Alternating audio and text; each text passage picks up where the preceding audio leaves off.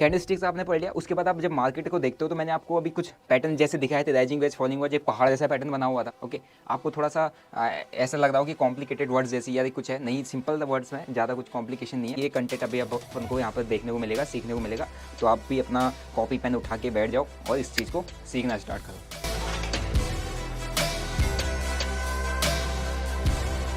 जय हिंद दोस्तों, कैसे हो आप लोग? आई होप आप काफ़ी अच्छे होंगे और काफ़ी अच्छा ट्रेड कर रहे होंगे ऐसे मार्केट में, अगर आपसे ट्रेड हो पा रहा है तो। नहीं तो ऐसे मार्केट में बच के रहो, क्योंकि मैं 2 दिन से अगर मार्केट को आप देखो, मंडे ट्यूसडे पूरा का पूरा रेंज बाउंड मार्केट है। मार्केट के अंदर एक तरीके से आप ये कह सकते हो वॉल्यूम बहुत कम है। आई थिंक मेरे को ऐसा लग रहा है रिटेल पार्टिसिपेशन ही खत्म हो गया है। ठीक है, तो अपन ने ट्रेड किया और मेरा जो ट्रेड है डेली आप इंस्टा पे स्टोरीज पे देख लेते हो। बाकी मैंने नीचे अपना डिस्क्रिप्शन में अपना सेंसबुल का आईडी दिया हुआ, आप जाके वहाँ फॉलो कर सकते हो। वहाँ पर मेरे डेली जो ट्रेड्स हैं वहाँ पर अपडेट होते हो आपको दिखेंगे, तो वहाँ पर जरूर फॉलो कर लेना। ठीक है, और बाकी अपन का जो ट्रेड रहेगा वहाँ पर आपको देखने को मिल जाएगा। ओके, तो अभी जो मैंने लास्ट वीडियो में आपको बताया था, वो बताया था आपका ट्रेडिंग स्टाइल को आइडेंटिफाई करना, किस तरीके से आपको अपना ट्रेडिंग स्टाइल आइडेंटिफाई करना है। ठीक है, तो उससे आई होप आपको कुछ समझ में आया होगा कि यार आप किस टाइप के ट्रेडर हो। आप एक स्कैल्पर हो, डे ट्रेडर हो, डायरेक्शनल ट्रेडर हो, जो मतलब एक तरीके से पोजिशनल ट्रेडर कह सकते हैं, या स्विंग ट्रेडर हो, या फिर लॉन्ग टर्म इन्वेस्टमेंट, तो इन्वेस्टमेंट होता है। तो आपका जो टाइम ड्यूरेशन होता है ट्रेड को होल्ड करने का, ट्रेड के अंदर बैठे रहने का, ट्रेड में एंटर करने के बाद जो ट्रेड को एग्जिट करने के बीच का एक टाइम ड्यूरेशन होता है, वो टाइम ड्यूरेशन से आइडेंटिफाई होता है कि यार आप एग्जैक्टली किस टाइप के ट्रेडर हो। तो मैक्सिमम ऑफ ट्रेडर्स को ये समझ में आया हो कि आप सभी लोग स्कैल्पर हो, क्योंकि प्रॉफिट छोटे, स्टॉप लॉसेस बड़े, होल्ड करते हो, तो वही प्रॉफिट को छोटा और स्टॉप लॉसेस को छोटा रखना ही स्कैल्पिंग कहलाता है। ठीक है, इन सारे टॉपिक्स के बारे में इन डीप मैं आपको बताऊंगा। ओके, तो अभी ये एक मेरे सामने चार्ट है ना, ये मार्केट का चार्ट है। अब पैटर्न आप इसको राइजिंग वेज, फॉलिंग वेज, कोई सा पैटर्न का दो, लेकिन ये किसी काम का नहीं है, क्योंकि इसमें कुछ हो नहीं रहा है। एक कैंडल बड़ी बड़ी सी, उसके बाद मार्केट पूरा साइडवेज जोन में, पूरा का पूरा ऐसी कैंडल्स बनी है जिसके अंदर आप कोई ट्रेड ही नहीं ले सकते हो। ठीक है, बायर्स तो इसमें क्या ही पैसा बना रहा होगा, लेकिन ये जो इस चार्ट के अंदर कुछ इंडिकेटर्स लगा, एक इंडिकेटर लगा हुआ है ना, इस पर्टिकुलर कैंडलस्टिक्स के कुछ नाम है ना। एक पैटर्न बनाया तो एक कुछ राइजिंग वेस्ट टाइप का पैटर्न है, कुछ एक फॉलिंग वेस्ट टाइप का पैटर्न है। अब ये तो पहाड़ वाला पैटर्न है, मतलब देखने में ऐसा लग रहा होगा आपको, है ना। यहाँ पर मैंने एक लाइन खींची तो एक सपोर्ट है। ओके, और अगर मैं यहाँ पर ऊपर पर कहीं पर लाइन खींच देता हूँ, ठीक है, तो यहाँ पर हमारे पास कुछ रेजिस्टेंस लेवल आ जाएगा कि यार यहाँ पे एक रेजिस्टेंस बन गया। तो ये आइडेंटिफाई कैसे किया जाता है, इसको आपको प्रॉपर्ली कैसे ड्रॉ करना है, कैसे प्लॉट करना है, कैसे आप इसको आइडेंटिफाई करोगे कि यार एक पैटर्न बनना है, इसको कैसे आइडेंटिफाई करोगे कि यार पैटर्न बनना है, इसको कैसे आइडेंटिफाई करोगे कि ये सपोर्ट है, इसको कैसे आइडेंटिफाई करोगे कि यार एक रजिस्टेंस यहाँ पर, अगर यहाँ पर मार्केट आता है तो यहाँ पर रजिस्टेंस ले सकता है ना। और इसको कैसे आइडेंटिफाई करोगे कि यार जो यहाँ पे एक लाइन जाती हुई दिख रही है, एक इंडिकेटर है, मूविंग एवरेज है, ये सारा कुछ कैसे आइडेंटिफाई करना है, इनका यूज़ क्या है, इनका रोल क्या है, ये सारा कुछ मैं आपको जो अपन लर्निंग सीरीज चला रहे हैं अपने चैनल पे, उसमें आपको देखने को मिलेगा। तो मैं अभी इस वीडियो में आपको इंट्रोड्यूस कराने वाला हूँ, जो भी अपना कंटेंट है कंप्लीट।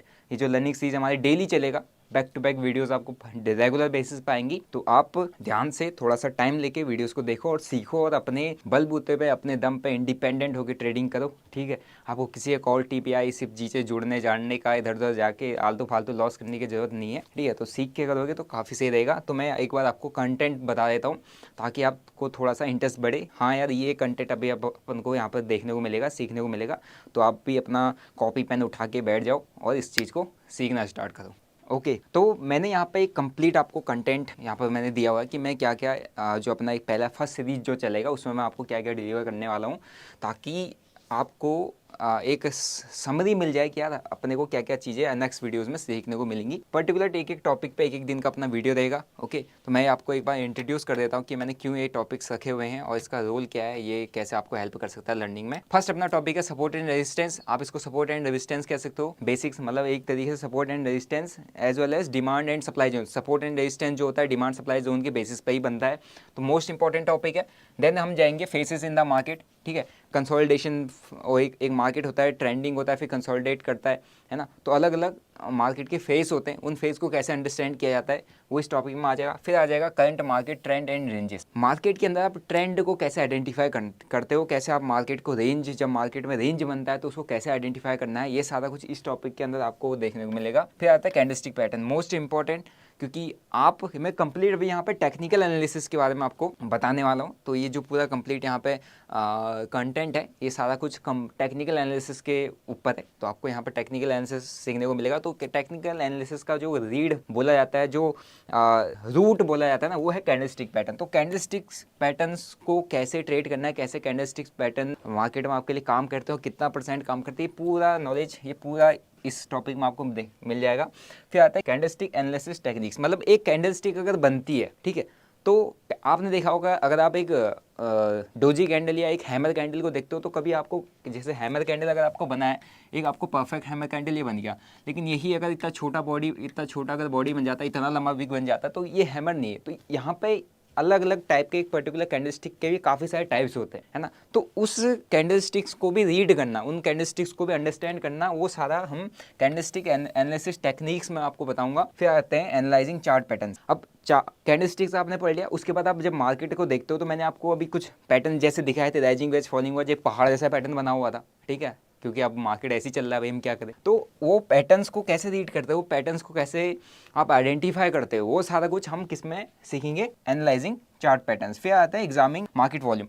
मतलब अब आपने सब कुछ देखा, वॉल्यूम क्या, वॉल्यूम मतलब होता है कि मार्केट के अंदर इंटरेस्ट, किसी भी पर्टिकुलर स्टॉक पर, किसी भी पर्टिकुलर प्राइस रेंज में इंटरेस्ट कितना बढ़ रहा है लोगों का। या मतलब आप जैसे देखते हो, आपको रेड वॉल्यूम दिखता है, ग्रीन वॉल्यूम दिखता है, इसका मतलब ये नहीं है कि यार रेड वॉल्यूम है तो वहाँ पे सेलिंग ही सेलिंग हो रही है, ग्रीन वॉल्यूम है तो वहाँ पर बाइंग ही बाइंग हो रही है, ऐसा नहीं है। इसका मतलब होता है, वॉल्यूम का मतलब होता है कि यार उस पर्टिकुलर प्राइस जोन में, प्राइस रेंज में इंटरेस्ट, कितने लोग इंटरेस्टेड हो वहाँ पर खरीदने को, कितने लोग इंटरेस्टेड हैं वहाँ पर बेचने को। जहाँ पर मतलब ना लोगों का इंटरेस्ट वहाँ पर जहाँ पर बढ़ जाता है, तो वो वॉल्यूम को आप कैसे एनालाइज करते हो, ब्रेकआउट, ब्रेकडाउन्स, किसी भी पैटर्न्स में, किसी भी कैंडलस्टिक कोई बननी है, daily, monthly, weekly, hourly, 15 minute time frame में कैसे कैसे वॉल्यूम को एनालाइज किया जाता है, वो सारा कुछ अपन करने वाले एग्जामिनिंग मार्केट वॉल्यूम में। फिर उसके बाद आते हैं understanding price rejection and price acceptance. ठीक है, प्राइस का कंप्लीट बिहेवियर कि यार प्राइस किस तरीके से चलता है, किस तरीके से प्राइस में रिजेक्शंस, आपको आप कैंडलस्टिक देखो, आपने क्या बोलते हैं रिजेक्शन कैंडलस्टिक देखी होंगी, आपने अलग अलग चार्ट पैटर्न देखे। तो एक प्राइस का ना, प्राइस जब ए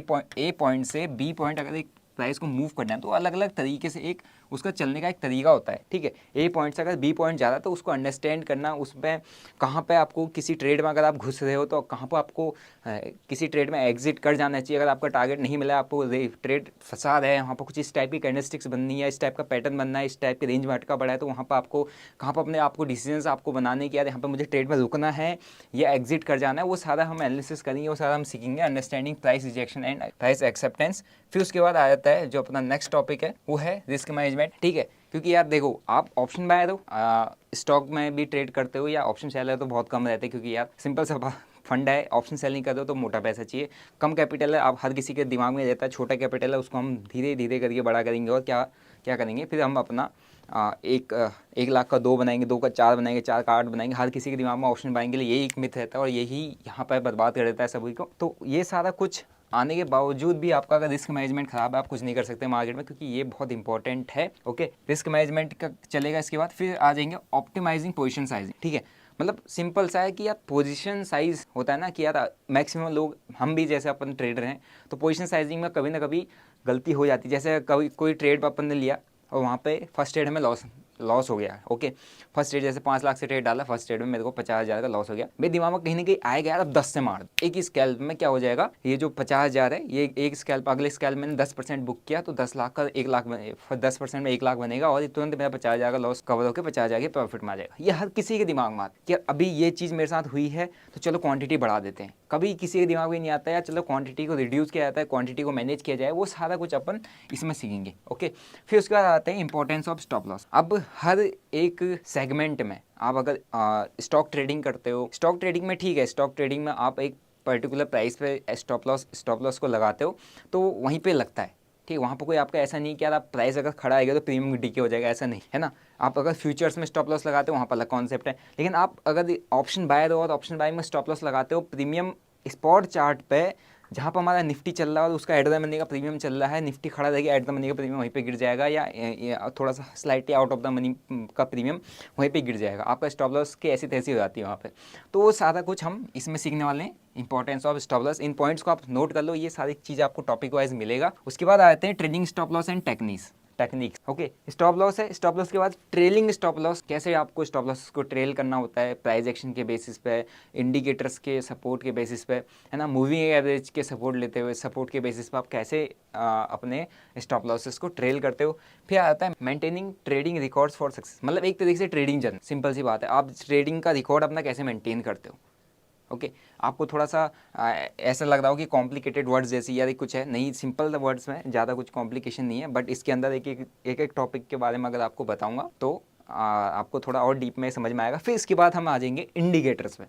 देखो, इंडिकेटर्स इसमें मैंने इसलिए इंक्लूड नहीं किया है, ये अपना टेक्निकल एनालिसिस का पार्ट हो गया, लेकिन इंडिकेटर भी अपनी टेक्निकल एनालिसिस में आता है। बट इंडिकेटर क्या है ना, लैगिंग होता है।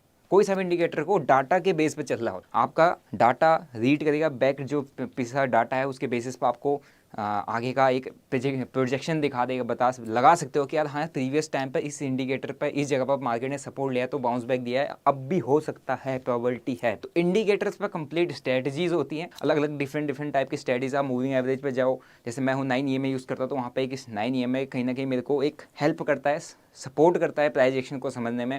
अगर कोई 5 EMA करता है, कोई 13 EMA करता है, कोई 20 EMA करता है, तो मूविंग एवरेजेस है। कोई सुपर ट्रेंड करता है और कोई वी वेब करता है ना, कोई बॉलिंजर बैंड को यूज़ करता है, तो वो सारे उन्होंने अपनी पर्टिकुलर इंडिकेटर पर अपनी एक स्ट्रेटजी बनाई हुई है, उनको इंडिकेटर समझ में आता है। तो इंडिकेटर पर हम इन डीप एक इंडिकेटर पर बात करेंगे, ठीक है। तो ये सारा अपना जो कंटेंट है इसमें कंप्लीट आपको टेक्निकल एनालिसिस कवर हो जाता है। और इसके बाद आता है साइकोलॉजी वाला पोर्शन, वो हम उसको थोड़ा सा अभी साइड रखते हैं, क्योंकि आप साइकोलॉजी, ठीक है, साइकोलॉजी एक तरीके से यहाँ पर कह सकते हो 80% रोल प्ले करता है ट्रेडिंग के अंदर, 80 या 90% ही रोल प्ले करता है। अच्छा ट्रेडर हो, कोई सा भी ट्रेडर हो, अगर आपने देखा होगा ऑप्शन बाइंग में, ठीक है, हम डिसेंट एक स्कैल्पर की बात करें, जैसे मैं स्कैल्पर, हम डिसेंट प्रॉफिट बनाते हैं, धार से कभी एक बड़ा डेंट पड़ता है। वो इसलिए पड़ता है क्योंकि इमोशन, आप एक ट्रेडर हो, एक रिटेल ट्रेडर हो, ठीक है, आपके अंदर क्या आ रहा है, इमोशंस आ रहा है। अभी आपके पास एक्सपीरियंस कम है, तो क्या होगा, आपके पास वो जो बार बार आप गलतियाँ कर रहे हो ना, वो बार बार होती हैं, कंटिन्यू होती है। लेकिन धीरे धीरे जिसके पास एक्सपीरियंस आने लगता है, तो उसका जो गलती होने की प्रोबेबिलिटी है ना, थोड़ा सा कम हो जाती है। लेकिन जो नया ट्रेडर होता है उसकी गलतियाँ बहुत ज़्यादा होती हैं, लेकिन जो एक्सपीरियंस ट्रेडर उसकी थोड़ी सी गलती कम होती है। तो वहाँ पर एक चीज़ होता है कि इमोशंस उसके अंदर भी आया, आपके अंदर भी आया, लेकिन क्या है, इमोशंस के आने के चांसेस किसी एक्सपीरियंस ट्रेडर के पास कम होते हैं, आपके पास ज़्यादा होते हैं। इसीलिए होता है कि यार उसके पास थोड़ा सा कंसिस्टेंट एक तरीके से, अगर आप एक ऑप्शन बायर का एक ग्राफ आपको दिखाता हूँ कैसा होता है, स्लो एंड स्टडी जाएगा, स्लो एंड स्टडी जाएगा, एक डेंट पड़ेगा, है ना, यहाँ पे इस वाले डेंट पे, इस वाली जगह पे अगर किसी को अपने आप को संभालना आता है, इस वाले जगह पे वो जो अपना जो है ना, बैक ऑफ द माइंड एक आता है कि यार यहाँ पे सबके दिमाग में आता है, क्वांटिटी उठाओ, पे लो यहाँ पर ट्रेड और ले चलो, और इसको पूरा जो हमने यहाँ से लेकर यहाँ तक 3 हफ्ते में जो बनाया और यहाँ पर हमारा चला गया, अब क्या करें, अब तो बहुत बड़ा लॉस हो गया, कैसे मैनेज होगा, वो चीज़ यहाँ पर हर किसी के दिमाग में आती है, चाहे वो नया ट्रेडर हो, चाहे वो एक्सपीरियंस ट्रेडर, कोई भी ट्रेडर हो। लेकिन यहाँ पर थोड़ा सा नए ट्रेडर के कंपेरेटिवली एक्सपीरियंस ट्रेडर को पता होता है कि यार मेरे साथ पहली बार बहुत बार हो चुका है, मैंने यहाँ पे गलतियाँ की थी, मैंने यहाँ पे क्वांटिटी को ऐड ऑन कर दिया था, मैंने यहाँ पे डबल क्वांटिटी पंचअप कर दिया था, इसकी वजह से मेरे को यहाँ पर हैवी लॉसेस और मेरा ग्राफ नीचे चले गया, तो वो थोड़ा सा यहाँ पर गलतियाँ कम करता है। लेकिन नए ट्रेडर को ये चीज़ पता नहीं होती, तो और यहाँ से वो अपना ड्रॉ डाउन फेज देख ले। तो यही डिफरेंस होता है यहाँ पे, आपका साइकोलॉजी, आपका रिस्क मैनेजमेंट, आपका डिसीजन मेकिंग एबिलिटी बहुत ज़्यादा काम आता है। वही चीज़ आपको यहाँ से धीरे स्लो एंड स्टडी वापस ऊपर नया हाई बनाने के लिए लेके जा सकता है। तो उसी चीज़ को हम कंप्लीट समझेंगे, कैसे ये चीज़ फॉलो की जाती है, कैसे आप कर सकते हो। क्योंकि यार अगर आप सीखोगे, है ना, सीखोगे, सीखने के बेसिस पे सीख के ही आप अपना एक्सपीरियंस गेन करोगे, सीखने के बाद मार्केट में उतरोगे। मार्केट में एटलीस्ट 6 महीना 1 साल भर आपको देना पड़ेगा। आप गलती क्या है ना, आदमी मार्केट में आता है और शॉर्ट टर्म में उसको चाहिए कि हाँ यार अच्छा ये मुझे सिखा देगा, ये मुझे सिखा देगा, वो मुझे सिखा देगा, 2-3 महीने के अंदर उसको आना है, पैसा बनाना है। अरे यार, जब सामने जिसको भी आप देख रहे हो, जो भी ट्रेडर को देख रहे हो, वो उतने टाइम से काम कर रहे हैं, है ना, उनके पास उनका परफॉर्मेंस इतने टाइम का ऐसा है, वो इतने लॉसेस में थे, इतना बड़ा लॉस किया, वो चीज़ आपको वो इग्नोर हो जाता है ना। तो वो चीज़ देखना बहुत ज़्यादा ज़रूरी है, उसको समझना बहुत ज़्यादा ज़रूरी है। शॉर्ट टर्म में यहाँ पर पैसा नहीं बनेगा, आपको ये सारे टर्म्स, ये सारे जितने मैंने यहाँ पर कंटेंट में चीज़ें डाली है उसको समझना पड़ेगा, तभी आप मार्केट में पैसा बना पाओगे। अदरवाइज यहाँ पर कोई नहीं है। मैं पहले भी बोलता था भाई, गिन के मुझे ऑप्शन बायर गिना दो, गिन के आपकी उंगलियों पर आने चाहिए, एक ये है, 2 3 4 5 6, गिन के ऑप्शन बायर गिना दो। अगर आपको लग रहा है कि इतना ऑप्शन बाइंग पे पैसा बना रहे हैं, बहुत अच्छा पैसा बनता है, हम भी करेंगे, तो आप कर लो, ठीक है, बिना सीखे समझे। टेलीग्राम ग्रुप कॉल टिप्स से शॉर्टकट्स उठा के कर लो। अदरवाइज जो चीज़ पहले से बोलते हैं कि यार सीखे बिना कुछ नहीं होने वाला, कहीं से कुछ नहीं होने वाला है ना। तो वही चीज़ यहाँ मार्केट में हो रहा है, तो आप सीखोगे, ठीक है। तो अपने साथ बने रहो और अपन जो अभी आपको कंटेंट देने वाला है आपको बता दिया। अब आपको मिलेंगे हम नेक्स्ट वीडियो में। टिल देन आप लाइक करो, शेयर करो, सब्सक्राइब करो, है ना। और जो भी अपन यहाँ पर कंटेंट देंगे एक एक पर्टिकुलर टॉपिक पे इन डीप आपको मैं वापस चीज़ें समझाऊंगा ताकि आपको अच्छे से समझ में आए और आप सीखो, सीख के अपने बलबूते पे इंडिपेंडेंट ट्रेडर बनो। मिलते हैं आपको नेक्स्ट वीडियो में। Till then bye bye, see you, जय हिंद।